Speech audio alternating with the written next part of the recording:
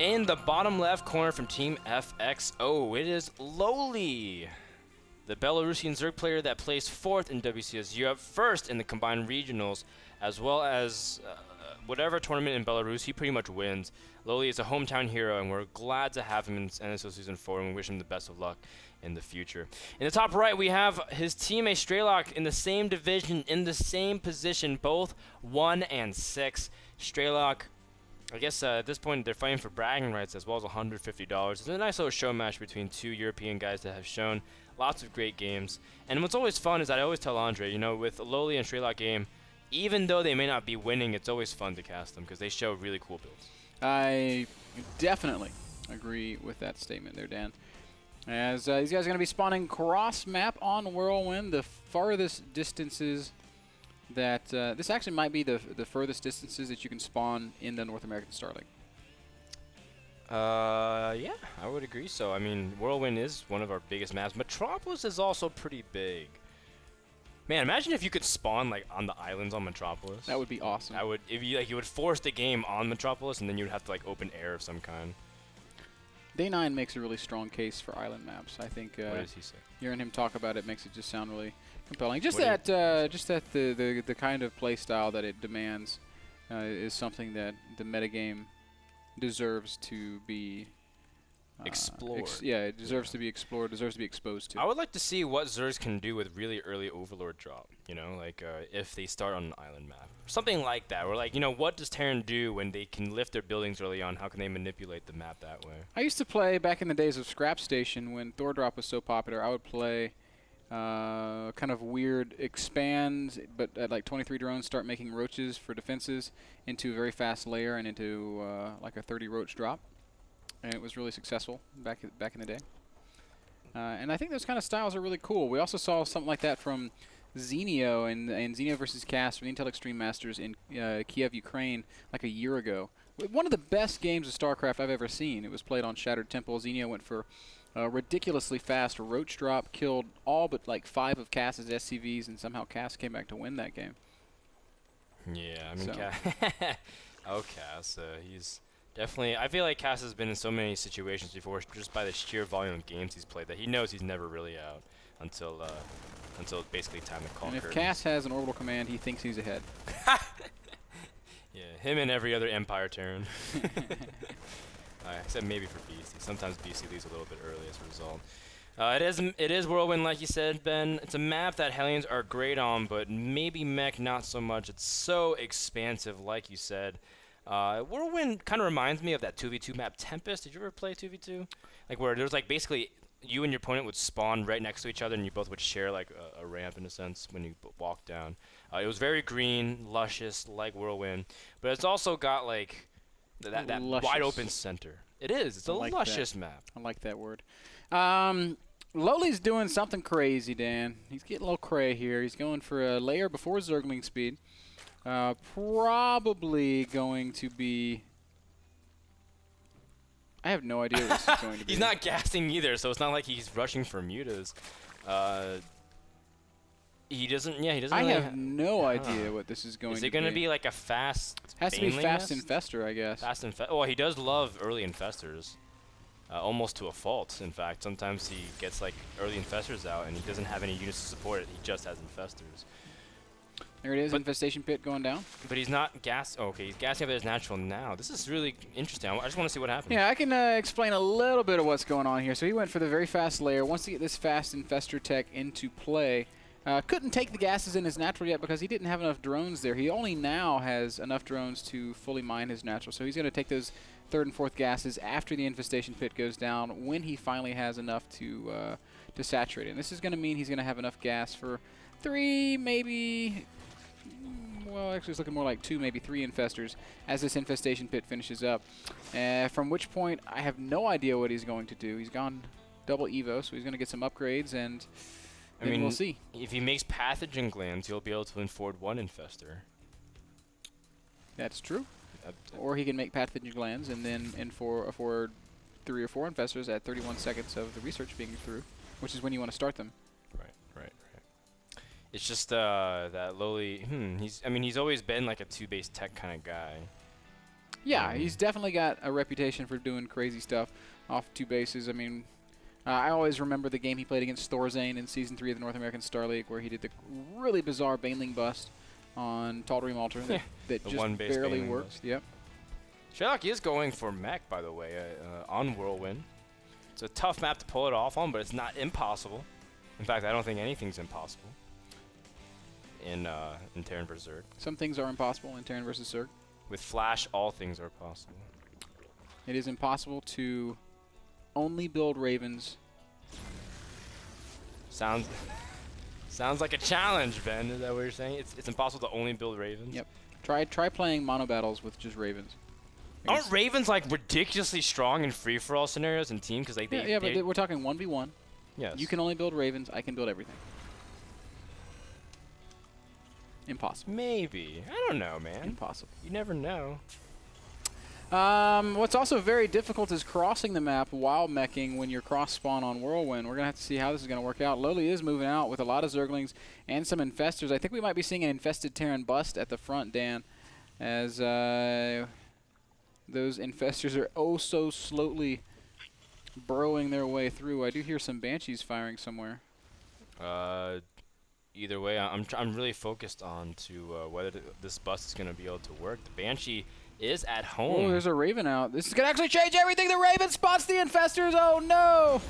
Tragedy for Lowly. As that did not work out at all. Zerglings will run past in the third base and try to do some damage. Man, you're talking smack on Ravens. This is what a Raven does, Ben. Well, what would he's that still Raven losing have stuff done at the third. without the Hellions? I don't know. But the fact is, a Raven was instrumental. It was absolutely instrumental. Lowly knocks out that 4th command center. Is going to continue running around with Zerglings. Tries to slide up in it. Oh, that's not a full wall. Right now, Infestor's saying. Oh no, Strelok! This is getting way out of way out of hand. Both players losing way more than they should. Strelok's like, I did not plan for this. Lowly's trying to transition right now, getting his Spire, getting his Hive, getting his third base. He has droned up a bit. He's on 70 drones now, so in spite of the fact that he didn't do that much damage with his Infestor timing, 12 workers is okay, but against 3 orbitals, it's really not that consequential. He's going to go ahead and try to round out that tech tree, get up to that in-game army that is so feared, the Infestor Broodlord. Yes. Lowly has no problems turning on the aggression and turtling like crazy. If you saw his games against Hero, it was almost the exact same thing. Very early aggression into like lots of drones, and then continue to be a little bit aggressive, and then become completely static. Just make Infestor Broodlord, make Spine Crawlers, make sure to turtle up on every single base, and they can't attack you from any direction. And from there, just get one awesome engagement where Terran loses everything. Strelok still staying on the mech composition as he's going for 2-2 and going for Siege Tank transition. After only a few Thors, because he sees early Infestors out, he knows no Mutas, so it's not that big of a threat. The only other thing that Thors would be really useful for in this scenario would be against any kind of roaches. But, I mean, truth be told, Lowly's going for Zerging, so he knows, get those Siege Tanks out as fast as possible. That's right. Strelok right now sitting on 140 supply against the 120 of Lowly. It's a comfortable position. One thing that Lowly did not get, which kind of surprises me a little bit when you're playing pure Zergling Infestor against mech, is Neural Parasite. I think it's a really handy upgrade to have against Thors, even though sometimes it can be hard to pull off when you're playing this kind of a style. I think it's worth investing in. Yes, and I think that's a really good point to bring up, Ben. As Lowly is expanding, both players are expanding and taking this very slow. Upcoming engagements, Hellions trying. Ooh, nice fungal there from Lowly, but I mean, all the Zerglings got taken now. Not much support as the Ravens. Ooh, the Infestor's kind of being indecisive and trying to run up the ramp and not really being able to escape too easily. Although Strelok now trying to get into position, and his 2-2's about to finish up as well. This is a nice timing pre-hive if he can land it, but Lowly seems to have enough space to work with. Because look how big Whirlwind is, Yeah, man. It's just such a big map, and the problem with playing this kind of a style on Whirlwind is if you commit to attack, Zerg's going to counter and take out all your expansions. If you just sit back and defend, Zerg's going to continue to tech up and get Broodlords out. So there's not really a winning answer on Whirlwind when you're trying to mech, in my opinion. Yeah, and ooh, A big run by attempt from here, from Lowely, to try to stall for time because he wants to allow his Corruptors enough minutes so he can transfer him to Broodlords. No! They do drop a big fungal on this mech, and they're going to try to run away. It's going to be tough, though. Only one Infestor dies. This expansion gets shut down, though, and Roaches and Lings will try to sneak out to the side, see if they can do some more damage somewhere else. Strelok trying his very best to sort of hang in there, but this is just one of the real difficulties when you're playing this style on this map. Zerg mobility will punish the immobility of the meching Terran. Yeah, that's right, Ben. Speed is the name of the game for now, as Strelok doesn't... I mean, he wants to directly confront the army before Broodlords come out. It's just that Lowely never allows that to happen. He's always doing something with his army. Broodlords are now coming out. The only form of anti-air is just a couple of Vikings and a couple of the Thors. Strelok has to be very cautious with how he does this. If he gets a good arc with whatever Vikings he has, it'll be nice. But still, I mean, he does have a nice bank going to start accumulating up too, because Strelok does have a lot of supply. I feel like Strelok can pull this off if he can spread out his units, make sure to avoid getting fungal, because there's not that many broods from Lowely. Something Strelok is doing very, very well is expanding. He's constantly taking bases behind all of this. Even after losing command centers, he just drops another CC, continues to add to his production capabilities, continues to add to his income potential, and now he's in a pretty nice spot in that regard. Now he is maybe a little oversaturated on the SCVs. He's got 82 workers out. Uh-oh, a huge engagement in the middle though. Siege tanks were not in position, and as a result, they get immediately flanked, and that is good news for Lowely. And that's going to empower the small units in order to kill off the Thors. Broodlords are very well protected, and Strelok has no answer really for the high-tech army, as he lost a huge amount of supply. Oh my goodness. The army supply right now is 99 to 60 from Strelok. Yeah, as Strelok's actually still producing SCVs, Dan, even though he has 82 of them. This is way too many workers. He could definitely afford to have a few of them with this army, but I don't know if it's going to save him at this point as Lowely continues to push forward. Where are the Broodlords? They're so slow. They're actually going backwards right now. This is actually the attempt for them to move forward. They're moving backwards. Lowely just has to put on more aggression, shut down the expansions, and because I mean, Strelok does have a nice economy going on for him. He's gotten 3,500 minerals per minute, so it's still lots of resources coming in. It's just that he can't really confront the army because Zerg's Hive Tech is going to get stronger. He's going to get better upgrades. He can get more infestors. He's losing his Thors here and there, and that's what you can't really afford to do. Supply-wise, it looks awfully even, 175 to 160. But if you look at the fights on the ground, it's anything but even, as Lowely is just stopping every single engagement. He will take out one more of Strelok's expansions. And an important one is that is Strelok's main is mined out. His natural is soon to be mined out. That means he's basically mining on a single base. Nice run by here from Strelok to kill off like 15 to 20 workers-ish. Strelok now has killed 21 workers this game. Lowely, of course, killed his own fair amount. Wow! Strelok landing his Vikings to deal with the Roaches, and Lowely be able to pick off a couple of those at the same time. So nice trades here overall for Lowely. Things are looking pretty good, as only 7 Thors and 6 Vikings are on the field right now for Strelok. Good news for Strelok, he's got no shortage of command centers. There's 4 of them in his third base, so he can continue to expand around the map even after losing a few. We're actually seeing the fruits of all those command centers paying off, as so many mules. It's like 6, 7 mules being called down at once over there in that 4th base. Roaches and Zerglings still running around the map with great haste. Lowely probably wants to replace some of the drones he's lost, and he's going to do just that. Back up to 71 workers right now as he continues to upgrade. Where are his Broodlords, and why isn't he continuing to add to that count? He's got 5 Broodlords out, and instead of making more, he's just producing Infestors and Zerglings. Now, Infestors, of course, maybe the best Zerg unit. But he's definitely going to want to supplement that Broodlord count in some capacity. I do like what Lowely's doing, though, with some of those Zerglings, burrowing them around to see any kind of counterattack paths, whether it's Hellions running by, Siege Tanks and Thors moving into position. Strelok, now this is the concave we're talking about, but does he hit? Ooh. Well, I guess has to be very cautious with how he does his Thors. Are we really going to see Thors fumbled to death? That would be the funniest thing in the world. Is this even really cost efficient for Zerg to do it like that? But I mean, Broodlords are going to come forward, and they're going to have no trouble making short work of what remains of that Thor HP. And Strelok again fighting a very difficult battle. He's ahead in supply, but it doesn't seem to matter as Lowely is just going to continue to crush forward. He is going to go ahead and remax on Roaches, and that's going to vault him way ahead of Strelok in the supplies, 170 to 130. If you look at the army supplies, Lowely is nearly doubling Strelok, 110 to 60. Broodlords and Infestors will continue to push forward. They found the command center farm. Uh-oh. And the Vikings do deal with the Broodlords, but Strelok doesn't have any answer to these infested Terrans. There's actually too many. Although Strelok did manage to kill a lot of drones in a run by, and Lowely did burrow them. Strelok killing about 13 there. Lowely's drone count isn't that high, but still he's got a lot of Infestors and Roaches coming in, especially with 9 Infestors about to pop.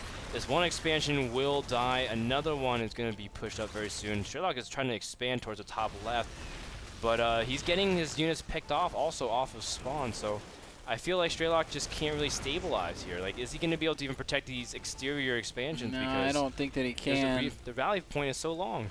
Roaches are going to come forward once more and see if they can shut down this planetary. It's going to be double planetary. That's going to make for an interesting sort of an engagement. But oh, the mules! They all got caught in the fungal. That's so unfortunate. Look at these planetaries actually hanging in there. Strelok's going to hold this base. Man, you did it without building armor. Or will he? Oh, at least one planetary might survive, but we'll focus on that later. There's more fish to fry as those Infestors are moving out to another base. Whoa, moving those Infestors a little bit too close. As a planetary does 40 damage, those hit a lot. Big push down the bottom center. Lowely has a lot of drones there. In fact, he's not even harvesting from the geysers, as he doesn't really have things in position to defend that base. So kind of both players are base hunting, trying to stifle each other's economy and ability to remax, but Strelok has nothing. He's mined out of his main, he's mined out of his natural. He's got one patch left of minerals. He's got one more place to land and mine. Lowely still has some money banked, and he still has some expansions around the map, although he's not mining at many of them.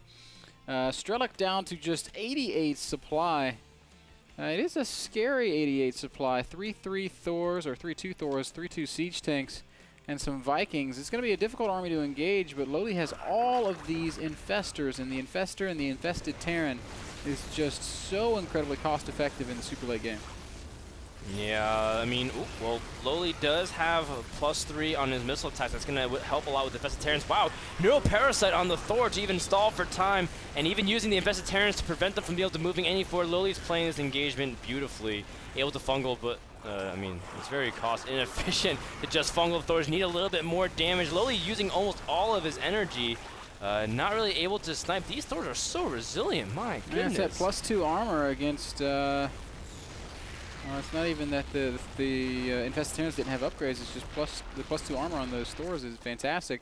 Strelok knows that it's over, though. He has no income, and he cannot continue to sustain this kind of gameplay. GG gets called. Lowely will take game number 1 on Whirlwind. An exciting game, a cool game, but ultimately a fairly inconsequential one. It's such like a Lowly game, too, just like... Oh, not Lowly in the literal way. I mean Lowly. I'm talking about him. Like, it's so interesting to see how he goes 2-base tech into mass play, and he even capitalized using Infestors, bro Infestors everywhere. As we see a lot of Zergs really now transitioning over to use of Infested Terrans, not just fungals. Everyone complaining about fungals this, and there's fungal that. But Infested Terrans are also incredibly useful, not just for their damage, but also trapping units and forcing workers out of position. Yep. Again, brought to you guys by iBuyPower PCs. They are the PCs that power the North American Star League. For your own high-performance gaming notebook or desktop computer, head over to iBuyPower.com. Game 2, Lowely Strelok. That's coming up next. Don't go anywhere. NASL commercial break happens right now.